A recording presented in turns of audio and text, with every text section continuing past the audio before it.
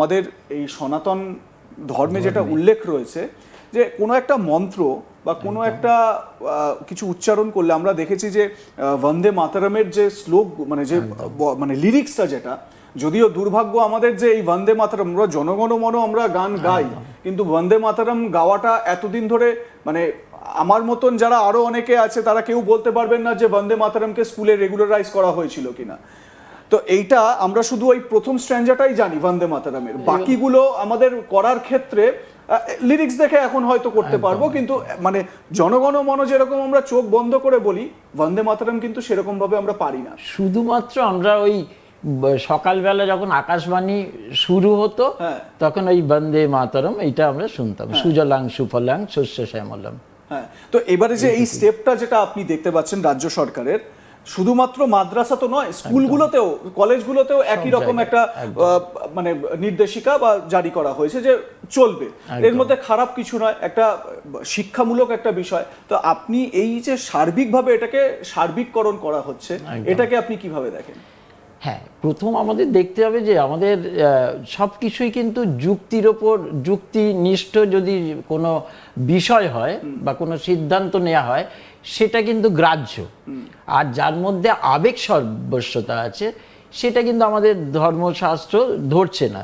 আমি আক্তার সাহেবের কথার প্রেক্ষিতেই বলছি যে আমাদের শাস্ত্রে একটা কথা বলেছে, কেবলম ধর্মমাশ্রিত্য ন বিচার কদাচন যুক্তিহীন বিচারে তো ধর্মহানি প্রজায়তে।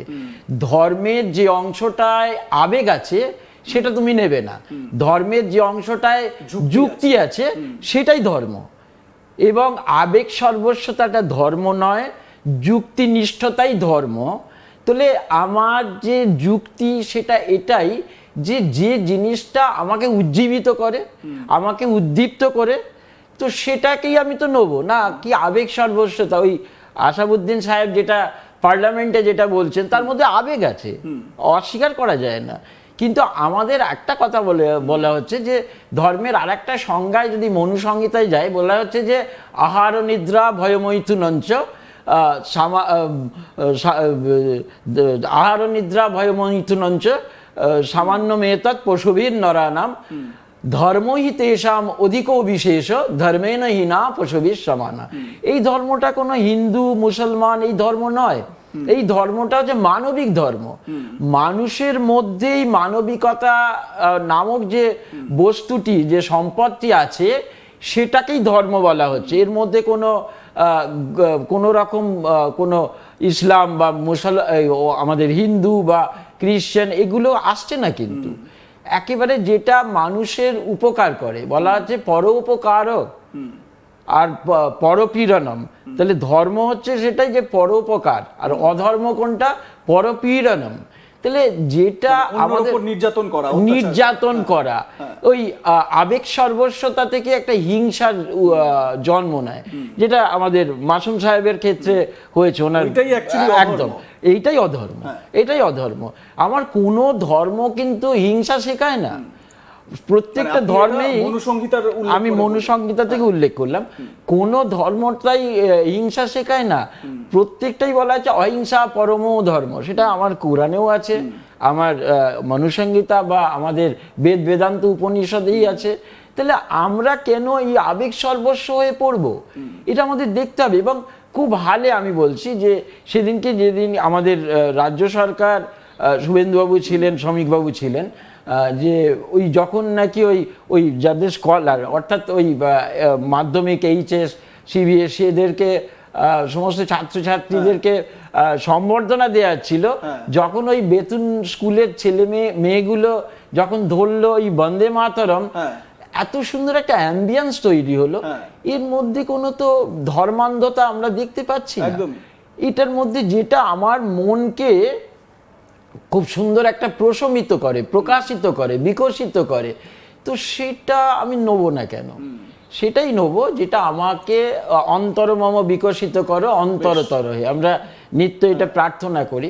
তাহলে যেটা আমার অন্তরকে বিকশিত করে সেটা বন্দে মাতরম, সুজলাং সুফলাং শস্য শ্যামলাম, এটা নাথিং বাট একটা প্যাট্রিয়টিক সং।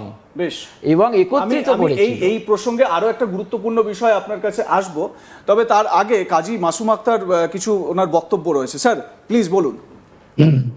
দেখুন, একটা বিষয় খুব ক্লিয়ার হতে হবে। আসাদুদ্দিন ওয়েসি সাহেব যেটা বলেছেন, লজিক আসুন আর কি। উনি বলেছেন যে আল্লাহ ছাড়া মায়ের কাছেও মাথা নত করে সিজদা করা যায় না, আমরা কি করে মাতৃভূমির কাছে করবো, এটা বলেছে তো।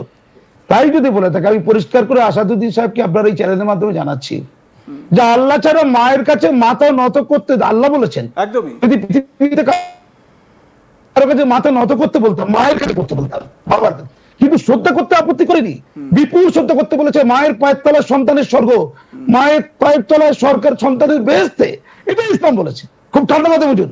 তাহলে আমি আসাদুদ্দিন সাহেবকে চ্যালেঞ্জ জানিয়ে বলি, যেখানে আল্লাহ ছাড়া কারো কাছে সিজদা করা যায় না, তাহলে কেন আজমির শরীফে ওই পীর বাবাদের কাছে মাথা টোকা হয়, সিজদা করা হয়? বলুন, কেন ফুরফুরা শরীফে পীরদের কাছে সিজদা করা হয়? ওটা তো ইসলামেরই কাজ।